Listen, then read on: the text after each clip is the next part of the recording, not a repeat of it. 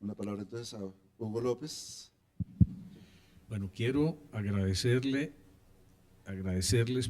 primeramente a Rosario Córdoba, a David Bojanini, al Consejo de Competitividad por invitarme a este panel. Quiero saludar a mis colegas de la mesa y saludarlos a ustedes. Una visión de largo plazo, digamos 25 años, nos relativiza los progresos que hacemos en 1 o 2 años. Entonces quiero hacer eso, pero no para pelear con Mauricio Santamaría, sino para relativizar eso. Si uno aplica la definición que tiene el DANE hoy sobre empleo formal e informal con base en los acuerdos OIT, que básicamente dicen que el empleo informal es el que está situado en empresitas de hasta 5 personas, excluyendo los profesionales independientes, que el empleo formal, además del Estado y de los trabajadores del Estado y los profesionales, incluye el situado en empresas de más de 5.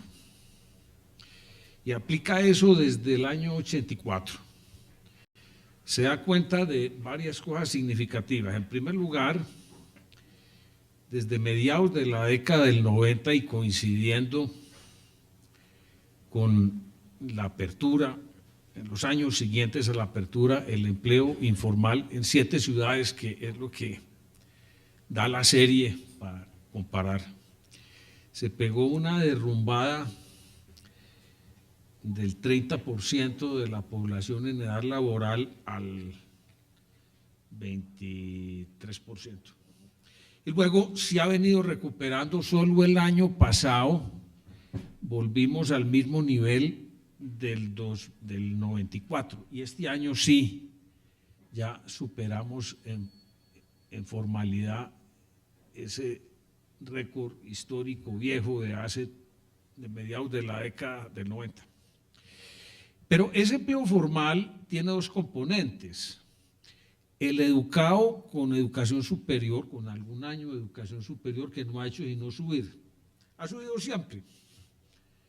Y el empleo con hasta bachillerato, con secundaria, que se derrumbó para no recuperarse desde el 94. Pasó del 22% de la fuerza de la población en edad laboral al 15%. Edad laboral que es bueno fijarla para aislar el efecto de crecimiento poblacional.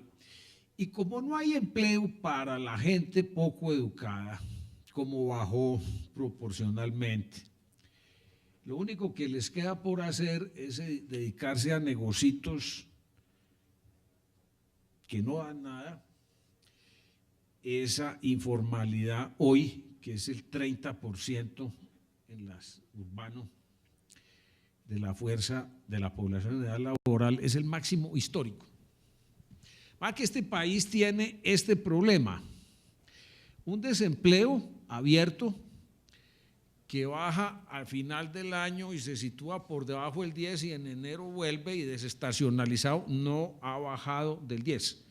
Parece una maldición azteca, pero no hemos sido capaces de bajarlo del 10.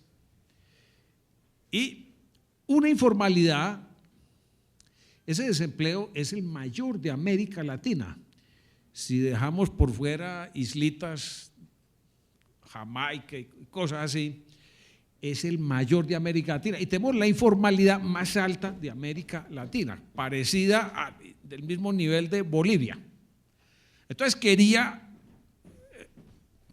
recordar esos según CEPAL, que aplica las mismas definiciones que estoy usando. Ahora, ¿por qué ha pasado eso? Cuando uno mira a largo plazo, ve que hay dos factores que los investigadores colombianos no han podido o no se han interesado en dilucidar sobre su importancia relativa. El uno es el cambio técnico a favor del empleo muy educado. Uno mira en Estados Unidos las cifras del Departamento de Trabajo, tablas A1 para los técnicos, población ocupada por niveles educativos, y se da cuenta de esto. El empleo que cayó fue el empleo sin título universitario, pasó de 83 millones en el 2007 a 78 millones y ahí está abajo. Y el empleo con título universitario, college o más, no ha hecho sino crecer. Pasó de 40 a 46 millones en ese lapso de tiempo. De manera que es una cosa universal. El viceministro lo recordaba ahora para Europa, en el caso de técnicos y tecnólogos. Eso es el primer elemento, pero el segundo, y termino con eso, es el de los salarios. Los salarios mínimos no han hecho sino subir. Los salarios indirectos, comparando desde el 95 a la fecha, pasaron del 66 al 70. Ese factor multiplicador, 1 más ese porcentaje, subió un 2 o 3%. El salario mínimo, en términos del índice de precio al productor, pasó de 100 a 150. Y el costo para el empresario a 147, y el costo para el empresario pasó de 100 a 150. Nos estamos preocupando, y yo saludo esa iniciativa por algún componente de salarios indirectos. Me parece correcta la iniciativa en la ley de reforma tributaria.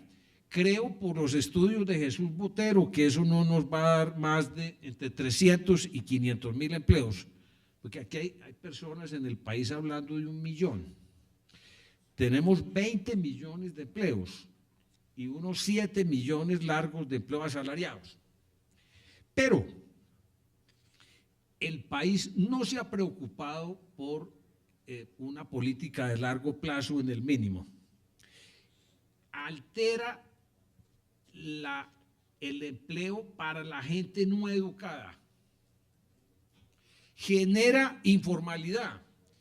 Es difícil no subirlo, pero una política de largo plazo en materia de mínimo, estabilizándolo en términos reales, es decir, subiéndolo con la inflación, podría ser fuente de o el contenido de un pacto laboral en el que hay que meter no solamente los sindicatos y los empresarios. A los empresarios no les importa demasiado porque están utilizando profesionales más que trabajadores poco educados.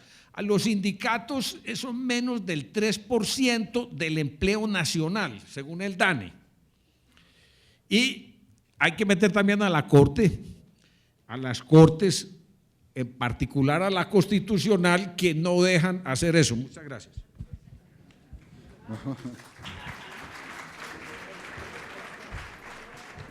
Muchas gracias, Hugo. Voy a darle la palabra a Mauricio Santamaría por 30 segundos y después quisiera cerrar dándosela a Santiago Levi para que nos dé unas reflexiones finales muy brevemente y tal vez preguntarle directamente sobre su opinión sobre los estímulos que puede generar las contribuciones, lo que llaman matching contributions, que estaríamos haciendo a través de los BEPS en Colombia para el empleo informal y cómo se podría hacer compatible con algo de ese estilo en el empleo formal de salarios bajos. Mauricio.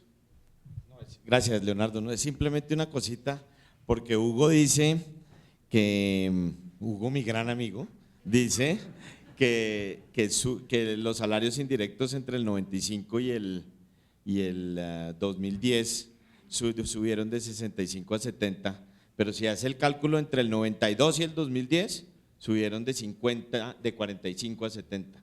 Ese es el punto que hay que mirar. Gracias, Leonardo.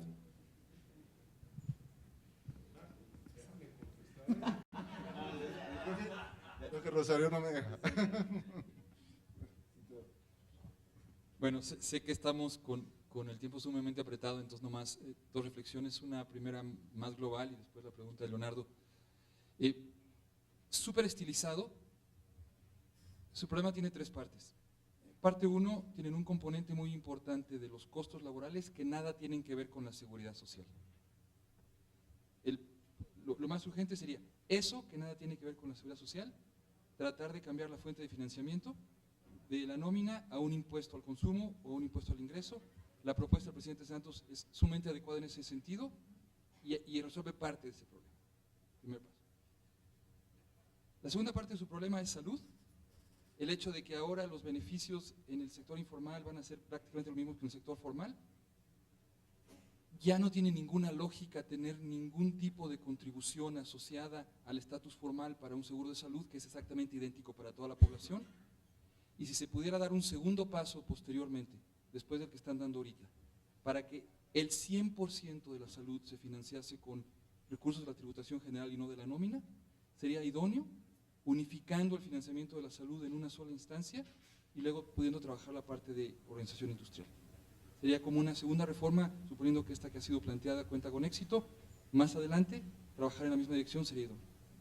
Entonces, quitan lo que nada tiene que ver con la seguridad social, que son los parafiscales. Dos, homologan toda la parte de salud, lo sacan de la nómina, sería ideal. Queda la pregunta entonces de la parte pensionaria. Y la pregunta de Leonardo, y yo tengo dudas. Piensen ustedes en dos estados de la naturaleza. Un estado de la naturaleza, Colombia tiene trabajadores que transitan entre la formalidad y la informalidad y que ven en la formalidad una combinación de RAIS más régimen de prima media. Y en la informalidad, nada. Estado de la naturaleza número 2. Trabajadores que transitan entre la formalidad y la informalidad y ven en la parte pensionaria el RAIS y el régimen de prima media y ahora una contribución a la pensión condicional en ser informal a través de este mecanismo de BEPS en donde se da un subsidio que en el margen es a favor de la informalidad porque el subsidio que estaba en el RPM ya estaba antes. Entonces, respecto a lo que ya estaba antes, ¿en qué dirección inciden los subsidios? Entonces, ahí hay que reflexionar un poquito más y reflexionar también que la evidencia empírica que tenemos de los regímenes de ahorro voluntario en donde si el gobierno pone un poquito de dinero y el trabajador se le pide que ponga un poquito de dinero, la evidencia empírica es escasa, no hay mucha evidencia, no hay muchos papers que hayan evaluado esto. Los poquitos que lo han evaluado encuentran que el impacto es relativamente leve.